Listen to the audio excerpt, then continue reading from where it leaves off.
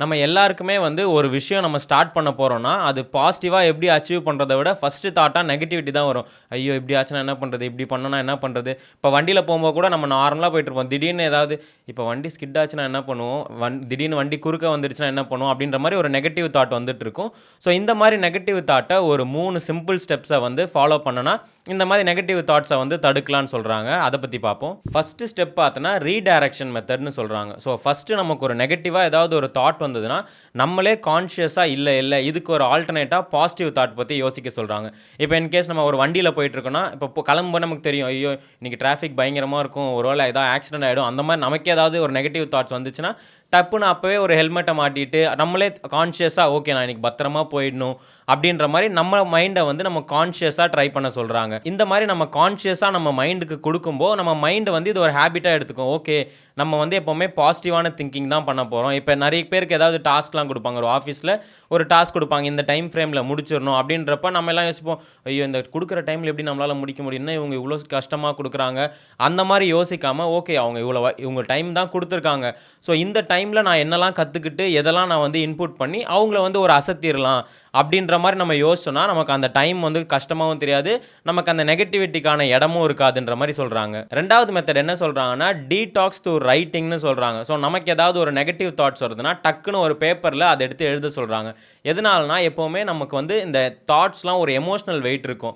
இப்ப லவ் பிரேக்கப்லாம் ஆனா, நமக்கு ஒரு மாரி ரொம்ப மனசே வலிக்குது அப்படின்ற மாரி நம்ம கஷ்டப்படுவோம். ஸோ அந்த மாரி டைம்ல இல்ல ஏதாவது ஒரு லாஸ் அந்த மாரி ஆச்சுன்னா, நமக்கு என்னலாம் அந்த நெகட்டிவ் தாட்ஸ் வருதோ, அதெல்லாம் ஃபர்ஸ்ட்டு ஒரு பேப்பர்ல எழுதிட்டு, அத வந்து எரிக்க சொல்றாங்க.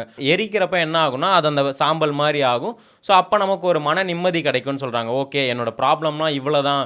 இந்த காத்துல இப்படி கரைஞ்சு போயிடுச்சு அப்படின்னுவாங்க. இத வந்து இந்த கண்டேன் காதலில பண்ணியிருப்பாங்க. பரத் வந்து லவ் ஃபெயிலியர்ல வந்துட்டு இருப்பாரு. அப்ப தமன்னா வந்து உன்கிட்ட உன் எக்ஸ் ஃபோட்டோ இருக்கா? அத குடு நம்ம எரிச்சிடலான்னு எரிச்சுட்டு அந்த பாத்ரூம்ல போட்டு ஃப்ளஷ் பண்ணிருவாங்க. பண்ணிட்டு சொல்லுவாங்க, இவ்வளோதான் லைஃப். இப்ப பாரு அவ சாம்பலாகி உன் லைஃப்ப விட்டே போயிட்டா. அப்படின்ற மாரி சொல்லுவாங்க. ஸோ அத தான் வந்து நம்மள ஃபாலோ பண்ண சொல்றாங்க. எப்பாவது நெகட்டிவ் தாட்ஸ் வந்தா, அது உனக்கு என்னலாம் அப்ப தாட்ஸ் வருதோ, இல்ல என்னலாம் உன்ன தடுக்குதோ, அத வந்து நீ எழுதி, அத ஒரு எரிச்சனா, உன் மனசு கொஞ்சம் ரிலாக்ஸா இருக்கும். உன் எமோஷனல் வெயிட் எல்லாம் குறைஞ்சிரும் அப்படின்றாங்க. 3வது விஷயம் என்ன சொல்றாங்கன்னா, கிராட்டிட்யூட் பிராக்டிசிங்ன்னு. இது வந்து நெறைய பேருக்கு நான் பார்த்த வரைக்கும் கிடையாது. என்னன்னா, இந்த நன்றிகள் சொல்றது. இப்ப நமக்கு ஒரு கடையில ஏதாவது குடுப்பாங்க. நம்ம அப்படியே டக்குன்னு எடுத்துட்டு போயிருவானுங்க. ஏன்டா அது ஒரு தேங்க்ஸ் சொல்லணும்டா. தேங்க்ஸ் ஏன் சொல்லணும்? நான் தான் காசு குடுக்குறேன்ல அப்படின்னுவாங்க. ஸோ அந்த மாரி நம்ம இப்போ இந்த வேர்ல்டே வந்து லவ், கைண்ட்னஸ் இதனால தான் சுத்துது அப்படின்ற மாரிலாம் நெறைய பேர் சொல்லுவாங்க. ஸோ இப்போ அந்த கிராட்டிட்யூட் பிராக்டிஸ் பண்றதுனால என்ன ஆகும்னா, நமக்கு ஒரு நெகட்டிவ் தாட் வந்தாலும், நம்ம இந்த மாரி பாசிட்டிவ் வேர்ட்ஸ் இதெல்லாம் வந்து பாசிட்டிவ் வேர்ட்ஸ்ன்னு சொல்லுவாங்க. இந்த தேங்க் யூ சொல்றது, இந்த எக்ஸலென்ட், என்ஜாய் ஸோ இந்த மாரி கிராட்டிட்யூடான வேர்ட்ஸ் எல்லாம் நம்ம வாழ்க்கையில ஃபாலோ பண்ணுங்க. அதே மாரி உங்களுக்கு ஏதாவது ஒரு நெகட்டிவ் தாட்ஸ் வருதுன்னா, டக்குனு உங்ககிட்ட இருக்க கிராட்டிட்யூட் எழுதுங்க. இப்ப நான் வந்து எனக்கு ஒரு நல்ல ஃபேமிலி இருக்கு. எனக்கு ஒரு நல்ல ஃப்ரெண்ட்ஸ் இருக்கு. நான் இன்னைக்கு வந்து ரொம்ப நல்லா இருக்கேன். அந்த மாரிலாம் எழுதுங்க. அந்த மாரி எழுதிங்கன்னா, உங்க மூளையே வந்து சப்கான்ஷியஸா இல்ல இன்னைக்கு நம்ம மாஸ்டர் வந்து நல்லா தான் இருக்காரு அப்படின்ற மாரி சொல்றாங்க. இந்த 3 ஸ்டெப்ஸ் எல்லாம் ஃபாலோ பண்ணுனா, நம்மளே வந்து கான்ஷியஸா நெகட்டிவ் தாட்ஸ்லாம் வந்து தடுக்கலான்றாங்க. ஆனா அந்த மாரிலாம் நம்மளால பண்ணவே முடியல. ஏன்னா நார்மலா ஒரு நல்ல விஷயம் நடக்குதுனாலே டக்குனு அத வந்து எப்படி தடுக்கிறது? அப்படின்ற மாரி தான் நானே நெறைய வாட்டி வண்டிலாம் விழுந்துட்டா என்ன பண்ணுவோம்? இது ஆச்சுனா என்ன பண்ணுவோம்? அது ஆச்சுனா என்ன பண்ணுவோம்? அந்த மாரி திடீர்னு ஏதாவது ஒரு ஃபோன் கால் வந்தா கூட யாரா இருக்கும்? யாரா இருக்கும்? இது என்ன இருக்கும்? அப்படிலாம் அந்த மாரி நம்ம ஃபர்ஸ்ட்டு நெகட்டிவ் தாட்ஸ் தான் வருது. ஸோ இந்த 3 ஸ்டெப்ஸ ஃபாலோ பண்ணா லைஃப்ல வந்து பாசிட்டிவா இருக்கலாம்னு சொல்றாங்க. அதே மாரி இந்த மூளைக்கு வந்து எதுவுமே தெரியாதுன்னு சொல்றாங்க. நம்ம என்ன சொல்றோமோ, நம்ம என்ன நெனைக்கிறோமோ, நம்ம என்ன பார்க்குறோமோ, அதுதான் உண்மைன்னு நம்பிட்டு இருக்கோம். ஸோ அதனால தான் ஒரு எக்ஸாம்பிள் மாரி நான் பார்த்தேன். என்னன்னா நம்ம வந்து இந்த கார்ல போம்போதெல்லாம் சில பேருக்கு வாந்தி வரும். இந்த கார் சிக்லாம் சொல்லுவாங்க. அதுக்கு என்ன ரீசன்னா, நம்ம உடம்புக்கு தெரியுமா? நம்ம கண்ணுக்கு தெரியும் நம்ம வந்து ஏதோ மூவ்மெண்ட்ல இருக்கோம்னு. நம்ம நெறைய பேர் பண்ணுவோம், "ஏய் மச்சான் ஒரு மாரி வாந்தி வர மாரி இருக்குடான்னு" நம்ம சொல்லுவோம், "ஏய் கண்ண மூடிட்டு படு, கண்ண மூடிட்டு படு" அப்படின்னுவாங்க.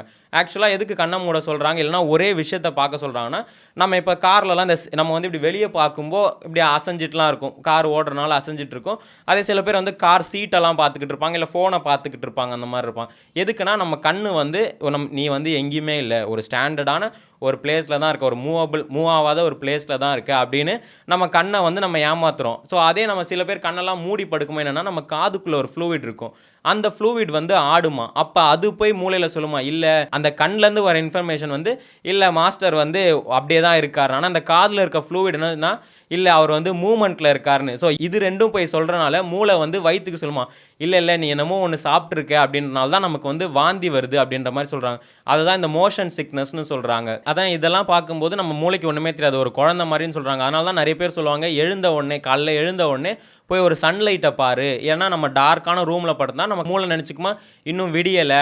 நம்ம நைட்ல தான் இருக்கோம். அதனால தூங்குன்னு நம்ம பாடியே ரெஸ்ட்ல இருக்கும். அதனால இந்த வெளிச்சம் படும்போது நம்ம கண்ணு போய் சொல்லுமா, இல்ல விடிஞ்சிருச்சு எழுந்துரு. நம்ம வந்து ஆக்டிவா இருக்கணும். அப்படின்ற மாரி சொல்லுமா. ஸோ நம்ம மைண்ட வந்து நம்ம தான் வந்து கண்ட்ரோல் பண்ணணும். அது வந்து கண்ட்ரோல் பண்ணலன்னு சொல்றாங்க.